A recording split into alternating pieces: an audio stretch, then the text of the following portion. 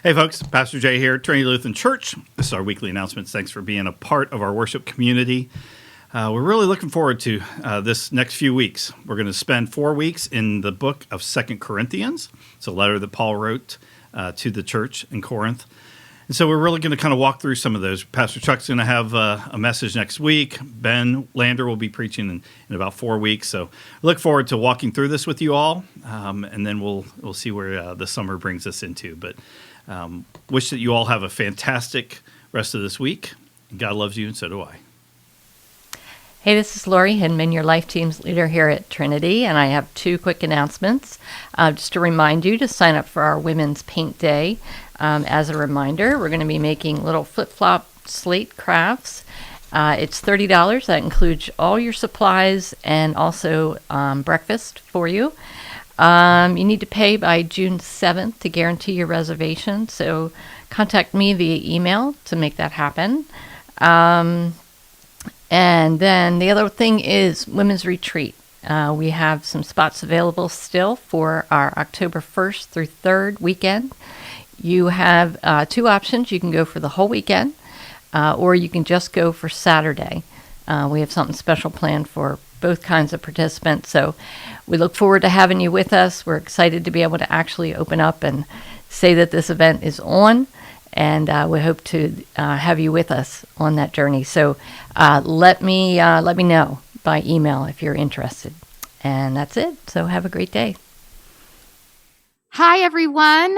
My name is Jessica McAllister, and I just have a brief announcement for you today regarding our summer program open to all children and truly any age. But this is our intergenerational program that we are launching this summer. So it starts on June 8th, and it is running through August 24th. And so this is a great summer experience and activity if you're looking for something throughout the summer months. We are calling it Young at Heart Ministry because everyone, young and old, is young at heart. And what the program is, because I'm getting some questions about it and a lot of interest, so I wanted to just share with you, is matching up and pairing up to build relationships with an older adult and a child and experience the many blessings that can come from that. So if you are interested, please reach out to me. We would love to connect you with an older adult or a child in our congregation. My email is jmcallister@trinityjoppa.org. And what I'll send you is a little questionnaire that I'm holding here that you can fill out some information about yourself, some of your preferences, perhaps the type of frequency of relationship that you're looking for or are able to do at this point in your life, which really anything is fine.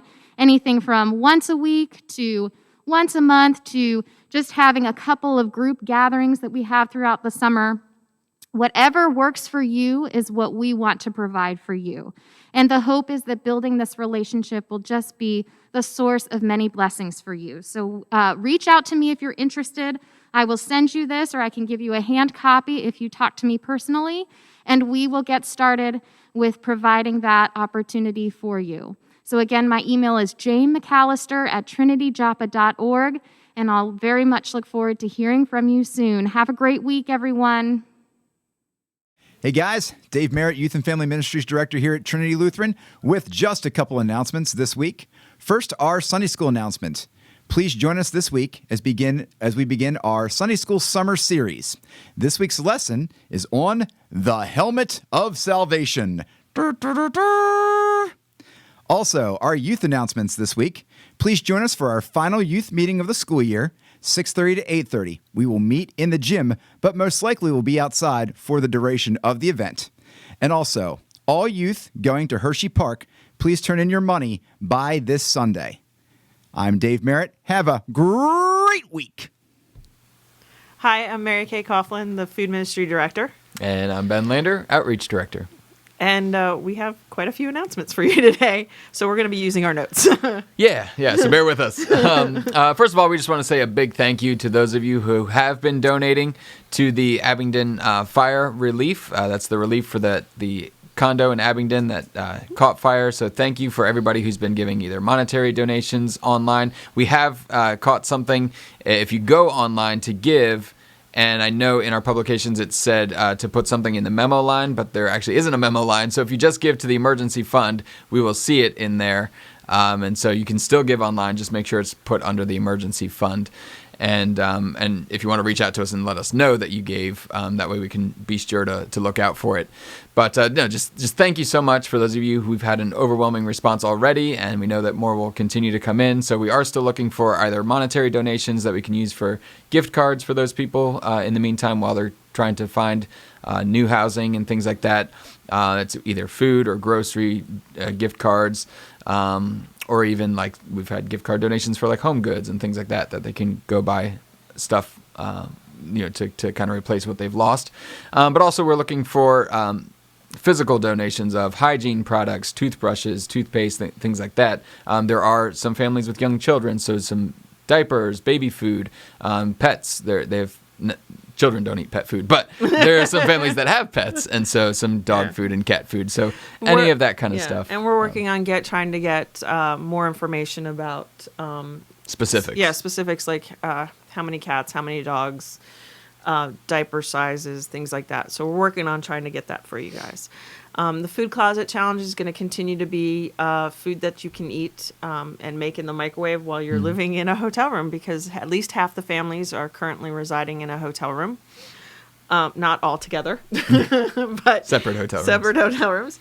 The other thing we're looking for, just sort of help, is some paper towels in that vein. One of the things we're getting ready to do is put together paper good care packages for the families.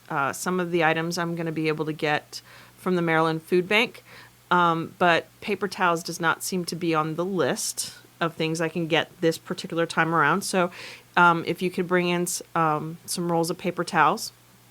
And to that end, we're going to be packing those care packages Thursday, June 10th. So not today, but next week. Right after the food closet shift. The food closet shift ends at 5 p.m. So shortly after that, we'll start packing some of these bags that are going to have some paper products in it for these families to come pick up. Not from us, but from the donation center that we know about. And then at the end of the month, so normally we take our food truck out on the third weekend. That's typically the weekend that we go. But this month we're going out on the fourth weekend, because on June 26th, that's the fourth Saturday of the month, we're partnering with Breathe 37.9. Breathe 37.9 is a outreach in Edgewood that they have every year. They have an annual community cookout. And so this year we are bringing our food truck to that cookout. And there's going to be just a bunch of things so people can come from the community to get not only food from our food truck, but also from their food pantry. They have a smaller food pantry. There's going to be live music. There's going to be a cookout. So there'll be fresh food, like food to eat, like burgers and hot dogs and things like that, as well as, I believe, some other, like the Community Action Agency and different things. So we are looking for volunteers. It is a longer bit of a time commitment, so we've kind of broken that down into chunks of time slots that we need some volunteers for. Yeah, so that starts at 12 noon, and because that's when the food closet ends, and normally when we would start packing the bags, we've had to sort of rearrange some of what we normally do on the month when we're doing food truck. So pay attention and bear with me, because some of this has changed. We're going to be closing the food closet that day and encouraging all the people that come by using a sign to come see us at the cookout, so they can this is Saturday the 26th. Saturday the 26th. We're going to so that we're just bringing the food truck out that day. So we have to pack the bags before that. So the plan is to pack the bags after the shift on Thursday night. That would be Thursday, June 24th, after the shift. So approximately we'd be looking for volunteers to show up at about 5:30. Hopefully we will be done by, it usually takes us about an hour and a half. So by 7, we're hoping to be done. So we're looking for some volunteers for that. We need usually around, since we're not putting them directly in the truck, we're looking for about 7 to 8 volunteers. And then after that, Then On the after actual that, day on of the the actual day event. of, on the 26th, we need some volunteers to come out early in the morning. So you early risers, if you'd like to meet us here at 8 a.m., we will have the truck that morning, and we'll be loading those bags that were packed on Thursday into the truck. So the goal there is to be done packing them into the truck by 10 a.m. So that we can make sure that anybody who would be coming for the shift can be redirected to the community cookout that's going to be held by 10. So that group, we're looking for like 8 to 10, 8 a.m. to 10 a.m. to help us pack the truck.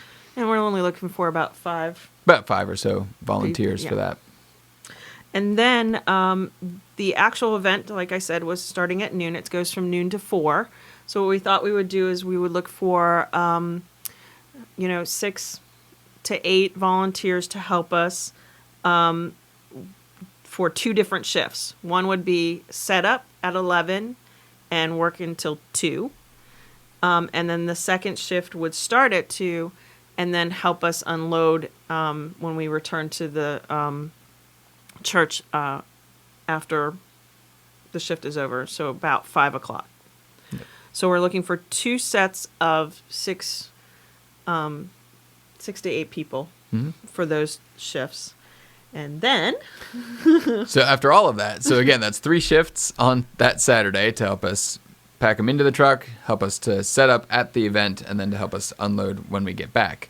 But then on the following day, the 27th, we will have our normal food truck outreach that we go into the Woodbridge Community Center. And that will be, again, we ask for a group of 6 to 8 people to come out to help us that day after church, meeting us at 12:45 at the food closet. And then our shift then is from 1:30 to 3:30. and that's at our normal Edgewood Woodbridge HOA. yeah. Yep. And then people come and help us unload, and we're done. Yeah.